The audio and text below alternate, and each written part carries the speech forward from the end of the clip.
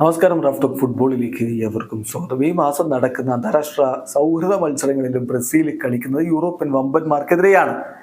ഇംഗ്ലണ്ടിനെതിരെയും സ്പെയിനെതിരെയുമാണ് ബ്രസീലിന്റെ മത്സരങ്ങളുള്ളത്. ആ മത്സരങ്ങൾക്കുള്ള സ്ക്വാഡ് പ്രഖ്യാപിച്ചപ്പോൾ അതിൽ ഡിഫൻഡർമാരുടെ കൂട്ടത്തിൽ ഉൾപ്പെടുത്തിയ ആളാണ് ലൂക്കാസ് ബെറാൽഡോ.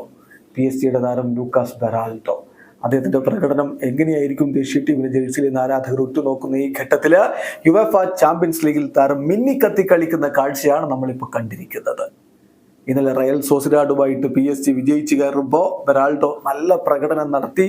ഒരർത്ഥത്തില് ഒരു ബോസ് സൈസ്ഡ് പെർഫോമൻസ് എന്ന് തന്നെ വിളിക്കാം. അങ്ങനെയുള്ള പെർഫോമൻസ് അദ്ദേഹത്തിൽ നിന്ന് വന്നത്. 73 ടച്ചുകൾ, 47 പാസുകൾ, 84% passing accuracy, 4 ground duels win ചെയ്തു, 5 ഏരിയൽ ഡ്യുവൽസ് വിൻ ചെയ്തു, 3 ക്ലിയറൻസുകൾ, 4 ഇന്റർസെപ്ഷൻസ്, 7 റിക്കവറീസ്.